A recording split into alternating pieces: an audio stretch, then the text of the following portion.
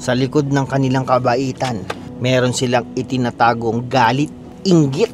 Yan ang number one, inggit sa ano mo, sa success mo. Mas na ano ko more na nagsasucess ka sa buhay, dun sila parang lalong nanggagalaiti. Hindi ko alam kung bakit. Ewan ko, natural yata sa mga Pilipino.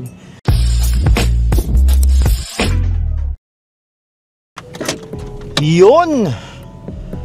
Tayo'y susundo na. Nandito ako sa Superstore kasi meron tayong iminit na tropa.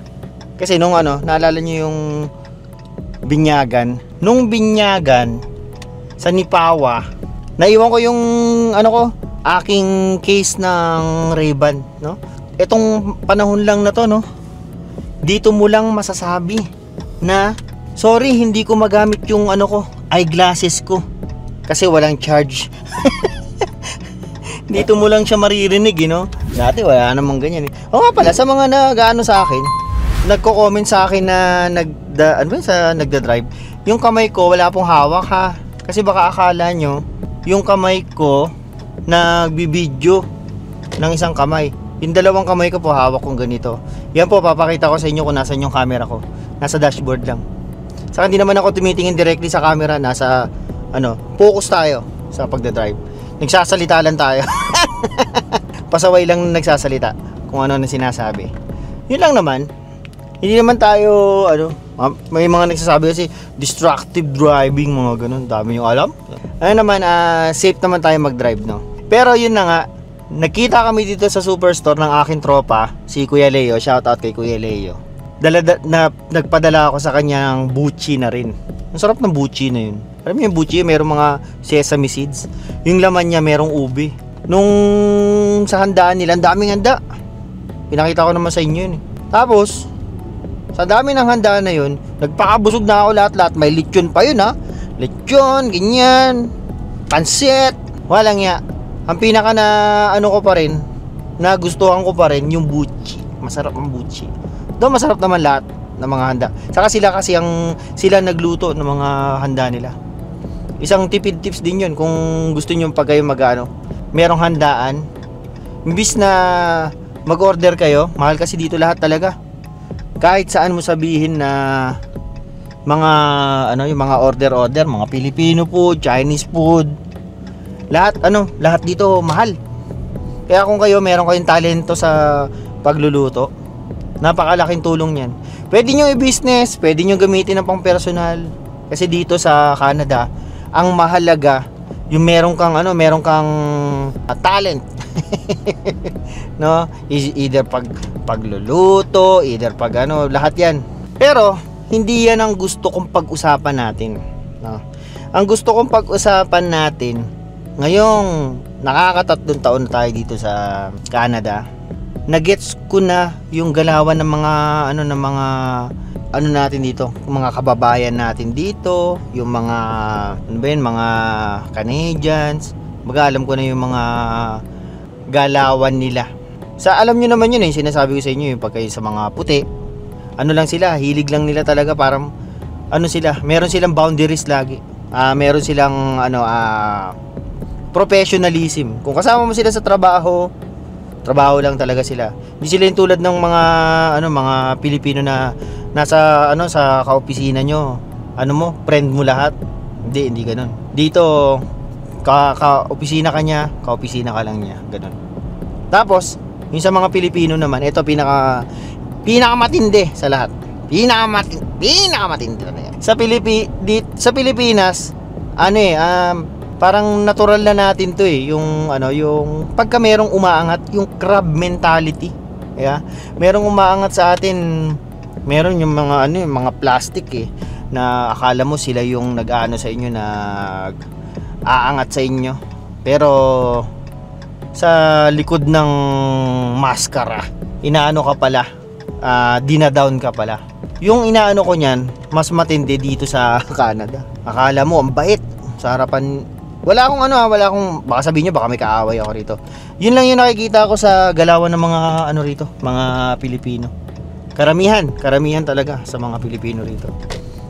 Sila yung nagsisiraan, hindi ako nag-ano hindi ako nag baka sabihin nyo masyado ko naman dinadaw ng mga Pilipino sa ibang bansa. Ito kasi yung base to sa aking experience, no. Yung mga mga akala mo ang babait, akala mo mga santo, pero sa likod ng kanilang kabaitan meron silang itinatagong galit, inggit. Yan ang number 1, inggit sa sa success mo. Mas na more na nagsasucess ka sa buhay, dun sila parang lalong nanggagalaiti. Hindi ko alam kung bakit. Ewan ko, natural yata sa mga Pilipino. Mamaya ko na lang itutuloy. At nandito ng aking pinakamagandang asawa, pinakapaborito kong asawa sa lahat. Kumusta ka na, mahal ko? Yan yung aking asawa. Ayaw humarap. Hindi, sama natin sa camera. Yan, pinakamaganda kong asawa, paborito ko yan asawa ko. Mamaya na lang ulit tayo magbi-video. Yun, diba? Nakapag sundo na tayo, nandiyan na aking asawa. Tuloy na natin yung video. Nasaan ako? Tungkol sa mga yung mga karamihan, mga kababayan natin dito, no? Pero hindi ko naman nilalahat Pero karamihan, pag nakita na nila na na maangat ka na. Kahit makikita mo naman sa mga sa mga comments sa videos ko na ang tagal ko na yung mga comment lang na ang tagal ko na rito. Yung mga sinasabi mo na yan, hindi yan totoo, mga ganun. Parang gusto nila sila lang yung nakakaalam ng dapat yung pinagdaanan ko nila, mga matatanda, dapat pagdaanan nyo rin yung mga hirap na pinagdaanan namin. Kaya medyo kaya kami, yung mga tropa ko dito, lang, parang maliit lang, kami lang, yung circle of friends namin, kami lang. Kasi saka marami dito mga maraming marites, parang yung Brandon Boy. Napatunayan ko yan dito sa kapatid ko, na kung ano-anong naririnig niya na chismis sa kanya sa mga communities dito. Talagang talagang alam mo yun, yung hindi na makatotohanan. Nalaman namin yun kasi biglang may nagtatanong sa kanya na ganyan ba talaga yung nangyari sa inyo? Sabi niya, si kanino nyo nalaman? Yun, ganun nga raw. Kasi yun daw yung nagsisirculate na balita within sa community. Diba? Ang pangit po. Kaya yung isang naalala ko dati, meron kaming nakasama dati na, hindi naman nakasama, parang nakachikahan lang na Pilipina siya. Asawa niya, puti. Tinanong namin sa anong pinakaayaw mo sa mga Pilipino. Sabi nung puti, raw, too gossipy. Masyado raw machismis. Ang problema kasi niyan, okay lang sa akin na ganito, kahit kung ano man chismis yung naririnig mo, alam mong hindi naman totoo, 'di ba? Hindi mo papansinin Wala lang sa'yo. Pero hindi kasi lahat ng tao katulad ko. Hindi lahat na kayang yung ito-tolerate lang. Meron kasi mga tao na madamdamin. Pagka yung kunyari narinig nila na ganito pala yung nagsisirculate na chismis about sa kanya, minsan hindi tinitik. Nakaka-stress yun sa yun ang hindi nagigets ng mga kababayan natin, na minsan yung pagiging chismoso natin, destructive yan lalo na sa pagkatao ng isang individual. Basta nanonotice ko na yan nung tumatagal-tagal na kami rito. Porque meron ka na-achieve na wala sila.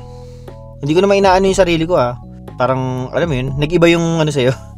Nag-iba yung pananaw sa'yo. Sa mga nanonood sa akin, baka sabihin nyo, si Brandon Boy ang puta, meron na naman mga ghost bashers.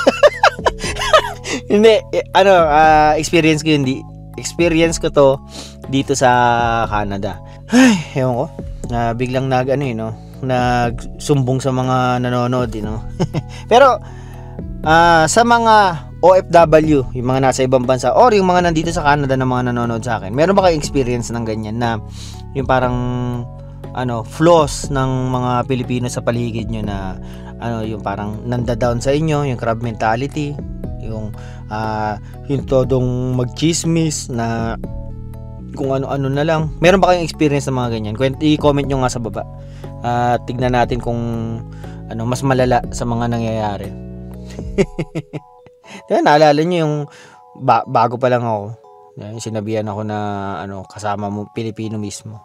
Na sasabihan ka na wala, yakin pala eh. Ganun. Imbis na i-lift ka. Na kasi kayo yung mga Pilipino.